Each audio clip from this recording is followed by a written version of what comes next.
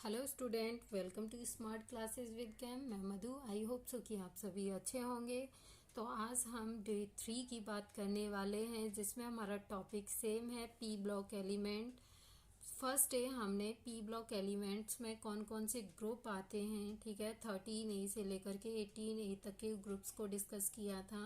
साथ ही हमने ये भी बताया था कि हर ग्रुप का अपना एक नाम होता है, ठीक है। जैसे कि 17A का हेलोजन ग्रुप होता है, 18A का नोबल गैसेस रियर गैसेस होती हैं।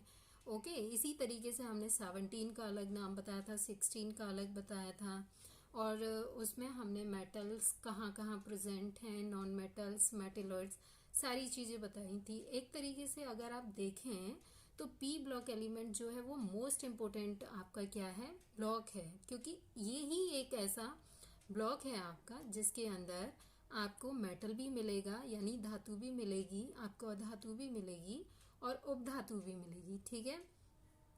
तो जो हमारा बोर्ड है, ओके, 12th का जो हमारा बोर्ड है वो बोर्ड पी ब्लॉक को सबसे ज़्यादा महत्व देता है, ओके। साथ में डी और एफ को भी देता है, लेकिन उतना नहीं देता जितना कि वो पी को देता है, ओके। तो हम पी ब्लॉक को ही क्या है आज डिस्कस करने वाले हैं। डे 3 हो गया है हमें, जिसमें हमने फर्स्ट में अभी मैंने बताया क्या क्या डिस्कस किया था। साथ ही सेकंड जो पार्ट है हमारा, उसमें हमने पी ब्लॉक एलिमेंट्स को याद करने की जो ट्रिक है, ठीक है, वो ट्रिक बताई थी, जो कि बहुत ही क्या है, इजी है, ठीक है।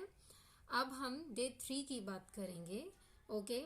तो उसमें आज हम पी ब्लॉक एलिमेंट का बेसिक जो करेक्टर है उसको जानने वाले हैं, ताकि हम जो आगे अपने एलिमेंट्स के मतलब आगे जो फैमिली को पढ़ने वाले हैं, जैसे हम नाइट्रोजन की फैमिली, ठीक है, हमारे बोर्ड में बोरोन की और कार्बन की जो फैमिली होती है वो इम्पोर्टेंसी नहीं रखती है, जबकि हमारी नाइट्रोजन की, ऑक्सीजन की, फ्लोरीन की और नियॉन की फैमिली, ठीक है, क्या है, बहुत रोल करती हैं हमारे बोर्ड के चैप्टर्स में, जिनमें से नाइट्रोजन, ऑक्सीजन और फ्लोरीन तीन तो क्या है आपकी मोस्ट इम्पोर्टेंट फैमिली है, जिनको आपको क्या है पढ़ना ही पढ़ना है 101%, ओके। तो पीरियोडिक टेबल का वो बेसिक कंसेप्ट, ठीक है, आपको आई होप कि बहुत अच्छे से समझ आया होगा। अब हम बात करेंगे उसके बेसिक करैक्टर के बारे में, ठीक है, कि अगर परमाणु त्रिज्या है तो वो कब घटती है, कब बढ़ती है, क्योंकि हर ग्रुप की अपनी अलग होती है। लेकिन मैं आपको एक ऐसी ट्रिक और साथ में कुछ ऐसी टिप्स आपको बताऊंगी जिनके साथ क्या है आप उस ग्रुप को बहुत ही अच्छे से क्या है मतलब माइंड में सेट कर लेंगे और कभी भी पी ब्लॉक को क्या है भूल ही नहीं सकते आप। लेकिन उसके लिए आपको वीडियो को कम से कम 3 से 4 बार देखना पड़ेगा, ठीक है। जहां स्क्रीनशॉट की जरूरत लगे वहां आपको क्या है स्क्रीनशॉट भी लेना होगा, ताकि आप कभी भी उसे सॉफ्ट रूप में देख सके, ओके। तो चलिए, आपका समय बहुत कीमती है तो मैं आपका समय ज़्यादा नहीं लेती हूँ, वीडियो को मैं स्टार्ट करती हूँ। और बिल्कुल भी वीडियो को स्किप मत करना, वरना अगर आपने इसके करेक्टर्स को छोड़ दिया तो फिर आप पी ब्लॉक को आगे कर पाओगे अच्छे से, ये मैं नहीं कह सकती, क्योंकि बोर्ड में जो क्वेश्चन आता है वो एज इट इज़ नहीं आता है, घुमा फिरा के आता है, तो जिसके लिए आपको इस वीडियो को देखना कंपलसरी है, ओके। बाकी आपकी इच्छा। तो चलिए वीडियो को स्टार्ट कर लेते हैं। आज हम पी ब्लॉक में, ठीक है, boron family, carbon family, nitrogen, oxygen, fluorine और आपकी नियॉन फैमिली, इन सब फैमिलियों में क्या क्या सिमिलरिटीज़ हैं, ठीक है, क्या क्या इनमें डिसिमिलरिटीज़ हैं, हम इनके बारे में बात करेंगे। साथ ही अगर परमाणु का क्रमांक अगर बढ़ रहा है तो क्या चीज़ उसके साथ में बढ़ रही है और क्या चीज़ उसके साथ में घट रही है, ये हम डिस्कस करेंगे, ठीक है। तो बेसिक इंट्रो बहुत ही क्या है इम्पोर्टेंट हो जाता है जब हम क्या है चैप्टर को आगे पढ़ने जा रहे होते हैं। तो देखिए, सब कुछ आपके सामने लिखा हुआ है, लेकिन आपको वीडियो लास्ट तक जरूर देखनी है, क्योंकि लिखे हुए से लिखा हुआ तो आपको बहुत जगह मिल जाएगा, आप बुक्स में भी पढ़ लेते हो, लेकिन समझाना और समझना वो सबसे बड़ी चीज़ होती है। तो मैं कोशिश कर रही हूँ कि मैं आपको अच्छे से समझा पाऊँ, लेकिन आपको भी मुझे अप्रिशिएट करना है वीडियो को पूरा देखकर, ओके। अगर वीडियो में आपको लगे कि कुछ और भी हम अच्छा कर सकते थे तो प्लीज़ उसे कमेंट में ज़रूर डालना, ओके। तो चलिए वीडियो को स्टार्ट करते हैं। हम सबसे पहले पी ब्लॉक एलिमेंट का सामान्य सा लक्षण देखेंगे, ठीक है, कि क्या होता है, ओके। तो सामान्य लक्षण में सबसे पहले हम इलेक्ट्रॉनिक विन्यास की ही बात करते हैं, ठीक है। इलेक्ट्रॉनिक कॉन्फ़िगरेशन क्या होता है हमारा, NS1, ठीक है, और NS2 हो गया हमारा, ठीक है, और NP1 से लेकर NP6 तक होता है। यानी कि N में तो हमारा कोई भी नंबर हो सकता है, 1 2 3 7 तक होते हैं हमारे, ठीक है। S में हमारा 2 और P में हमारा 1 2 क्या है, 6 नंबर होते हैं। तो इलेक्ट्रॉनिक विन्यास में NS2 NP1 से लेकर NP6 तक के क्या है, हमारे इलेक्ट्रॉन्स आते हैं, ठीक है। इलेक्ट्रॉनिक विन्यास का मतलब है कि वो भेदी इलेक्ट्रॉन जो S को पार करके P के अंदर प्रवेश कर जाए, ठीक है, वही हमारा क्या है, P ब्लॉक एलिमेंट में आएगा। साथ ही कितना, P में हमारे अधिकतम 6 इलेक्ट्रॉन रह सकते हैं, इससे ज़्यादा हम P ब्लॉक में नहीं रख सकते। अब सेकंड बात करते हैं हम इसकी संयोजकता की। तो आपको संयोजकता निकालनी आती होगी, आई होप। अगर नहीं आती है तो उसके लिए भी देखेंगे, फिर एक वीडियो डाल देंगे, ठीक है। तो संयोजकता क्या होती है हमारी, जब भी हम इलेक्ट्रॉनिक कॉन्फ़िगरेशन करते हैं, ठीक है, तो उसमें हमारा जो जिस ऑर्बिटल में हमारा इलेक्ट्रॉन जा रहा होता है वही हमारी क्या होती है, उस तत्व की संयोजकता होती है। तो मैं यहाँ पे P ब्लॉक की आपको संयोजकता भी इतनी इजीली बता रही हूँ कि आपको निकालने की भी ज़रूरत नहीं पड़ेगी। तो संयोजकता क्या होगी आपके 18 ग्रुप की, ठीक है, क्या रहेगी, 0, क्योंकि वो नोबल गैस रियर गैस है, ठीक है। फिर आपका आता है फ्लोरीन, ठीक है, फ्लोरीन की 1 रहेगी, ऑक्सीजन वाली फैमिली की 2 रहेगी, नाइट्रोजन वाली फैमिली की 3 रहेगी, और आपकी कार्बन वाली फैमिली की क्या रहेगी, 4 रहेगी, ओके। उसके बाद अब हमारे P में तो सिर्फ और सिर्फ हमारी बोरोन फैमिली बचती है, जिसके लिए क्या है हमारे पास वैलेंसी उसके लिए 3 है, ठीक है। तो बहुत इजी है, 0 1 2 3 4 3, ठीक है, रिवर्स में नंबर चलते चले जाएंगे। अगर हम बात करें SN और P की, ठीक है, SN हमारा ये रहा यहाँ पे और P हमारा ये रहा। ये जो होते हैं वेरिएबल वैलेंसी को क्रिएट करते हैं, यानी कि इनकी जो परिवर्ती संयोजकता होती है, मतलब एक नहीं होती है, 2 होती हैं, या फिर और बहुत जो एलिमेंट हैं उनकी 2 से भी ज़्यादा होती हैं, लेकिन SN और P की क्या होती हैं, 2 वैलेंसी होती हैं। तो SN की कौन कौन सी होती है, 2 और 4, P की कौन सी होती है, 3 और 5, ओके।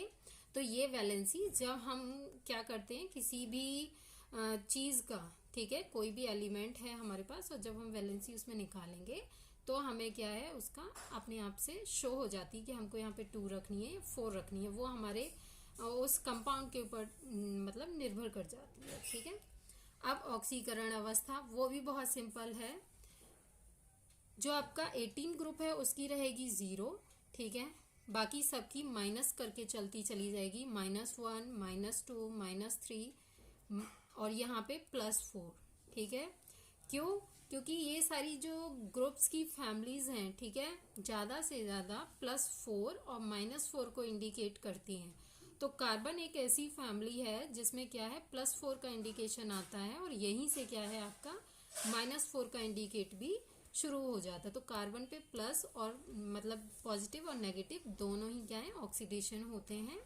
तो फ्लोरीन की -1, ऑक्सीजन की -2, नाइट्रोजन की -3 और कार्बन की +4 और इसकी +3, ठीक है, ये ऑक्सीडेशन स्टेट। तो फर्स्ट में हमने इलेक्ट्रॉनिक विन्यास जो NS2 NP1 से लेकर NP6 तक था। सेकंड में हमने उसकी संयोजकता की बात करी, जिनमें सबकी संयोजकता पीछे से हम लेंगे 0 1 2 3 4 और 3, SN की 2 और 4 थी, P की हमारी 3 और 5 थी। ऑक्सीकरण अवस्था हमारी 0 से शुरू होती है, -1 -2 -3 +4 +3, ओके। अब नेक्स्ट पॉइंट है हमारा धातु अधातु उपधातु। पहले ही मैंने आपको बता दिया है पिछली वीडियो में कि P ब्लॉक एलिमेंट ही एक ऐसा ग्रुप है जिसके अंदर ये तीनों क्या हैं, गुण पाए जाते हैं। अब बात कर लेते हैं इसके यौगिकों की प्रवृत्ति की, यानी कि ये किस किस के साथ कंपाउंड बना सकते हैं।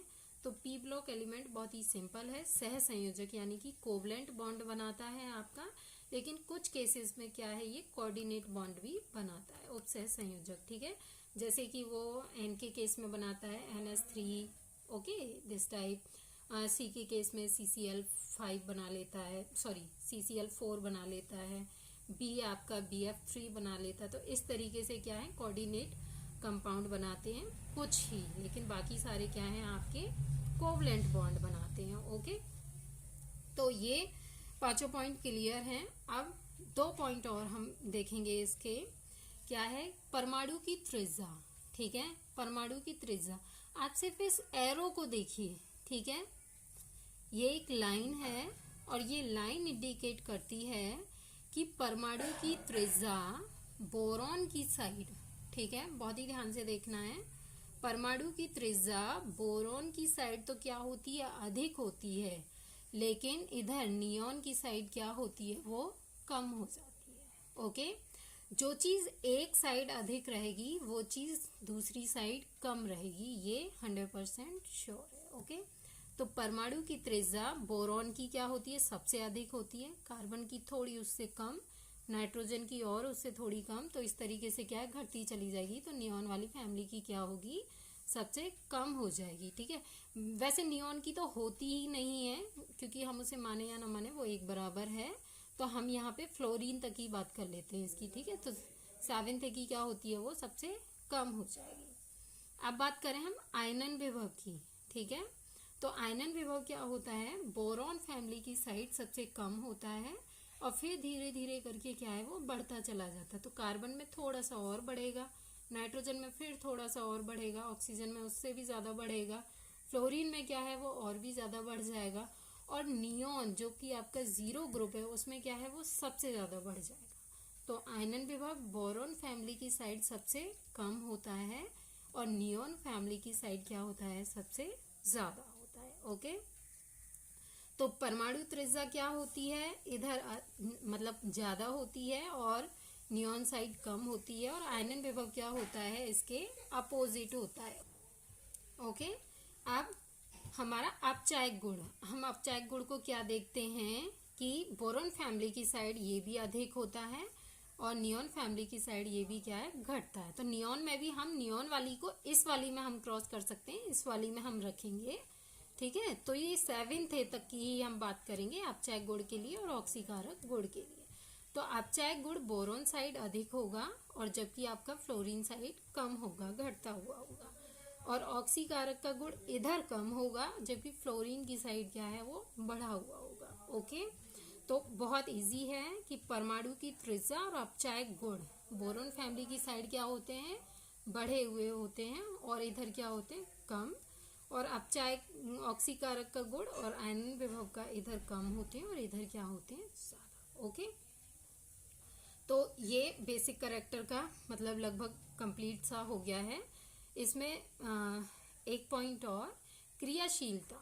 ठीक है, क्रियाशीलता सबसे ज़्यादा, ठीक है, क्रियाशीलता सबसे अधिक व अन्य की कम होती है, यानी कि ऑक्सीजन की फैमिली और फ्लोरीन की फैमिली की क्रियाशीलता, इसीलिए एरो क्या है, बीच में है, यानी कि दोनों ही ग्रुप आते हैं आपके, हेलोजन ग्रुप भी और आपका ऑक्सीजन ग्रुप भी। ठीक है, दोनों ही ग्रुप की क्रियाशीलता क्या होती है, अधिक होती है, जबकि अन्य की क्या होती है, कम होती है। ओके, तो ये था इसका बेसिक जो फीचर है या करेक्टरिस्टिक है।